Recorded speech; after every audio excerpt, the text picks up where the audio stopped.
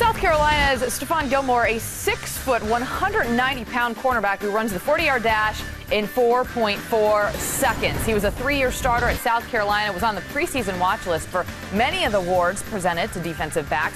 He led the Gamecocks with 4 interceptions last season, giving him 8 during his career in Columbia. And we're happy to be joined by the former South Carolina corner, Stephon Gilmore. You are among a record number of pro prospects, 26 players, who plan to go to Radio City Music Hall for this draft. How did you make the decision to do that on a night a lot of guys are filled with anxiety and anticipation? I just made the decision to go because it's a once-in-a-lifetime decision. Sat down with my family, and I just thought it was a great time to go. What will the nerves The biggest question, though, for those prospects going there on draft night is wardrobe. So what do you got planned? You got your suit picked out? Oh, yeah, I got my suit. I got a little purple suit in me. You got a little purple? Yes, sir. I feel you on that, yeah. Now, have you prepared yourself to be in that room mentally for maybe things don't go as according to plan? Have you went through that thought process? Yeah, I have. I mean, whatever happens, happens. You still got to go get drafted. You still got to go out there and play. So I got my mindset well. You are the oldest of 5 siblings, 4 of which are girls. What's the family entourage going to be like on draft night?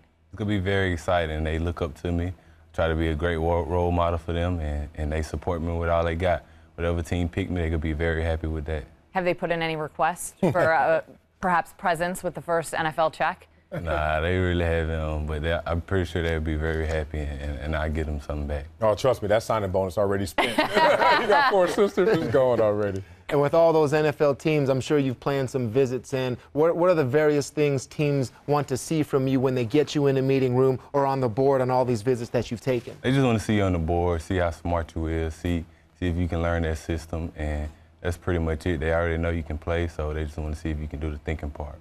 Now, projecting your game to the NFL level, any players out there at your position that you look at and say, that's who I want to model my game after, and why? I like Charles Woodson because he can play on the outside and the inside. He a physical player like myself, and he's a smart player, and he make plays.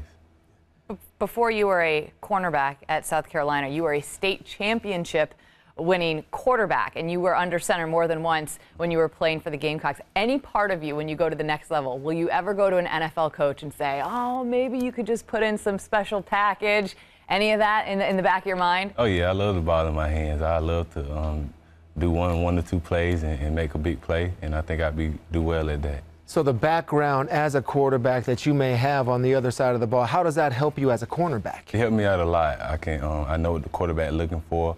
I know what reads he's trying to make. I disguise a cornerback just to mess with the quarterback's eyes, and I do little things like that, so I think that prepared me well in college. And they say you're a student of the game. You like to get into the film room and watch plays and watch other players. When you're studying other offenses or opposing receivers, what are you looking for? I'm just looking at personnel, what receivers like running in certain personnel grouping.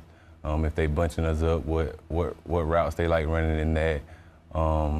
How receivers like getting off the jam technique, how fast the receiver coming off the line of scrimmage, just little things like that to prepare me to make plays. Now, your dream's about to become a reality, and I know that some of those dreams can turn to nightmares when you think about some of these NFL wide receivers. You look like a guy full of confidence, but who's the one guy in the NFL you're like, okay, this might be a long day?